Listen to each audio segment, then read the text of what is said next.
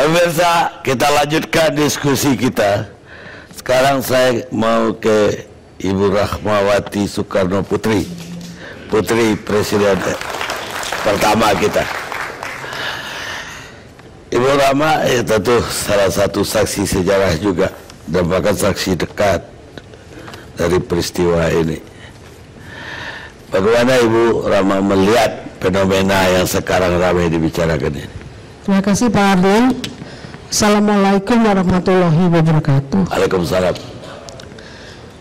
Mohon maaf kalau saya mungkin melalui pendekatan ideologis politis. Kalau tadi Bapak sudah memberikan pemikirannya dengan pendekatan hukum, tapi saya mungkin melihat dari pendekatan ideologis. Kalau bicara tentang semacam ketakutan ya akan timbulnya kembali Partai Komunis Indonesia, saya kira itu sangat berlebihan. Bahkan saya rasa ini sudah kita terjangkiti penyakit fobia. Karena apa? Kita ini dari mulai sejak Orde Baru sampai sekarang selalu dicekoki dengan katakanlah stigmatisasi tadi ya, ada EK ekstrem kanan dan ini lebih ditujukan kepada Islam radikal, kemudian ekstrem kiri itu pasti komunisme. Nah ini tidak pernah selesai, tidak melihat dengan wawasan yang lebih luas bahwa dunia ini sudah berubah, bukan EK lagi, tetapi yang dulu selalu di garis bawahi oleh Bung Karno mengenai nekolim. Tapi ini tidak pernah dibicarakan secara serius. Kemudian yang saya lihat juga ini terjadi anomali sebetulnya. Dinamika yang berkembang sekarang, satu pihak kita begitu seperti orang reaktif ya, melihat ada seorang memakai kaos palu arit, kemudian bereaksi, malah saya kira ini overreaktif. Padahal kalau kita melihat sendiri, tadi sudah disinggung mengenai terjadi kesenjangan sosial oleh karena ketidakadilan sosial yang sangat dalam ya, jurang antara si kaya dan si miskin, dan itu sebetulnya memang betul akan menyuburkan, saya bilang bukan PKI ya, tapi ideologi atau paham komunisme. Mereka dengan gampangnya akan memberikan semacam slogan-slogan, kembali lagi kepada slogan komunis, yaitu class and straight, pertentangan kelas. Nah ini bisa saja terjadi kalau kita tidak menyikapi secara bijak tentang adanya kesenjangan sosial yang sangat tinggi. Saya tadi pagi juga sangat terkejut membaca berita justru di TV One mengatakan begitu banyak buruh dari Tiongkok itu menyerbu Indonesia. Ini akan menyebabkan kecemburuan sosial bagi tenaga kerja Indonesia atau buruh Indonesia. Tapi menurut saya bukan soal kecemburuan sosialnya, tetapi faham yang dianut oleh orang-orang itu. Nah ini yang harus kita waspadai. Dengan interaksi di dalam masyarakat kita yang dimana kita ini mengharamkan untuk katakan sebagai studi banding saja kadang-kadang juga susah ya mengenai komunisme itu. Ini dengan gampangnya tentu dengan ladang subur ketidakadilan, kesenjangan sosial yang sangat tajam.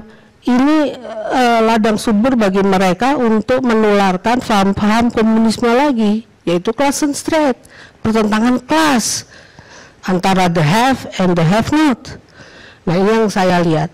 Kemudian tadi juga disinggung bahwa kalau nanti saya akan singgung sedikit tentang peristiwa Gestok tahun 65. Soal buruh tadi itu juga semacam diberikan endorsement dengan diterimanya pimpinan Partai Komunis Cina oleh Presiden Jokowi. Nah ini membuat juga bingung sebetulnya di masyarakat sendiri. Padahal kita selalu mengatakan bahwa komunis Cina itulah yang menjadi penyebab terjadinya gestok. Saya akan coba melihat kepada peristiwa tahun 65 karena saya juga ada di situ, dan saya mungkin tadi bapak-bapak selalu mengatakan korban pembantaian keluarga PKI, dan saya sendiri selalu menjadi korban juga dari peristiwa gestok itu. Jadi begini Pak Karni, kalau kita membaca atau mencermati pidato Presiden Soekarno, yaitu Nawaksara pada sidang MPR tahun 67, Bung Karno itu mengatakan ada tiga kepentingan yang bertemu pada satu titik, yaitu pertama disebutkan ini masalahnya overrumpling. Yang pertama ada kelihaian ekolim dan adanya subversi asing. Saya tanya pada waktu itu pada Bung Karno, subversi asingnya maksudnya bagaimana? Singkat saja, ini data intelijen, namanya sudah masuk agen CIA, agen KGB, dan agen MI6, itu katanya. Jadi sudah bisa dielaborasi sendiri ya, sebetulnya apa yang disebut masalah kelihaian ekolim ini. Kedua, yaitu penyebabnya keblingirnya pimpinan PKI.